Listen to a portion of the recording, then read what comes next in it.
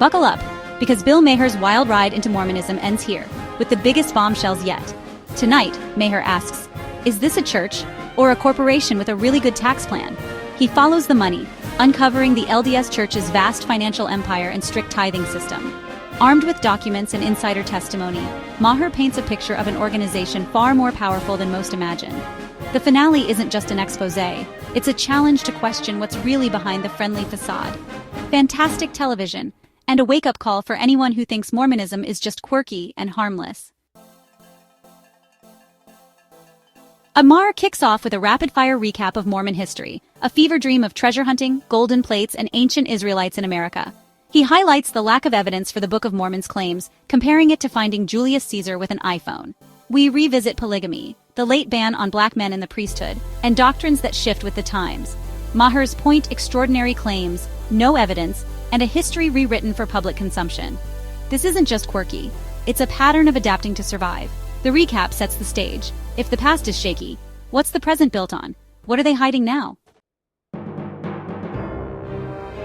The main event. Maher exposes the LDS Church's staggering $100 billion investment fund, a financial empire managed in secret for years, hidden from both members and the public. This revelation sends shockwaves, raising questions about transparency and accountability within one of America's most influential religious organizations. The sheer scale of the fund, quietly amassed over decades, is almost unimaginable, and it's only the beginning of what Maher uncovers. Whistleblowers step forward, revealing that the money isn't used for charity or humanitarian aid as many members believe. Instead, it sits and grows, invested and reinvested, fueled by the mandatory tithing of millions of faithful followers. The secrecy surrounding these funds leaves many questioning the true priorities of church leadership and whether the spirit of giving is being overshadowed by financial ambition. Maher dives deeper, pulling back the curtain on secretive temple rituals, handshakes, oaths, and even symbolic penalties, revealing the mysterious practices hidden behind closed doors.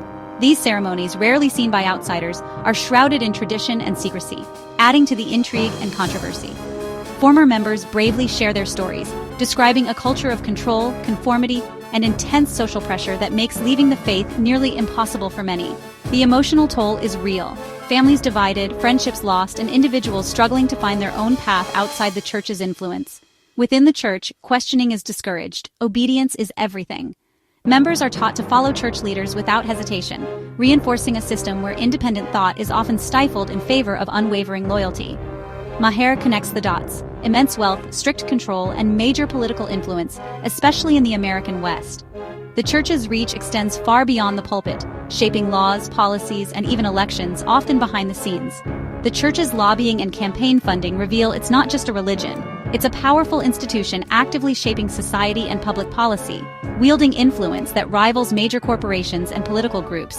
Behind the friendly face and welcoming image lies a calculated, far-reaching agenda, one that continues to spark debate, concern, and calls for greater transparency from both members and outsiders alike. Maher's argument is blunt. He claims Mormonism is a 19th century invention, a faith born in America and rebranded as a global religion. He doesn't mince words, calling it a modern myth that's been packaged and sold to millions.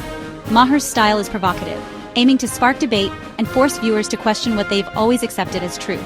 He calls out Joseph Smith, the charismatic founder, and scrutinizes the origins of the Book of Mormon, suggesting it's more fiction than revelation.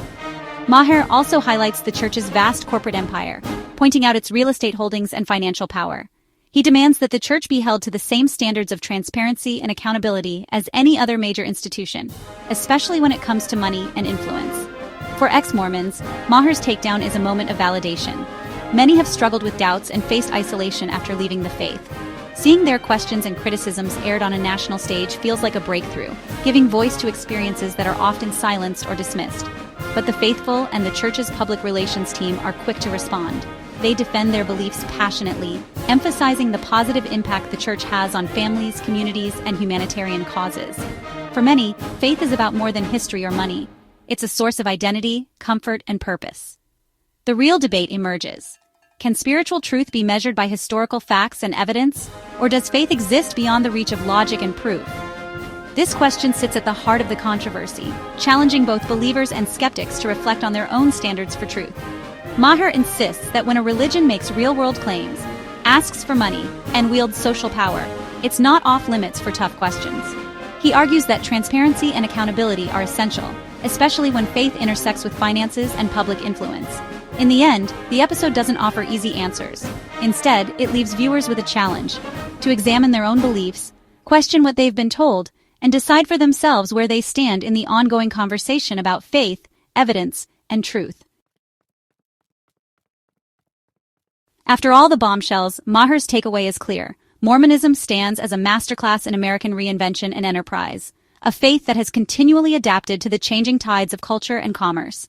The story of the church is not just about spiritual beliefs, but about the remarkable ability to build, grow, and influence on a national scale.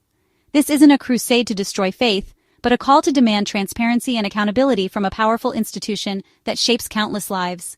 It's about asking tough questions and expecting honest answers, not just for the sake of criticism, but for the health of the community itself.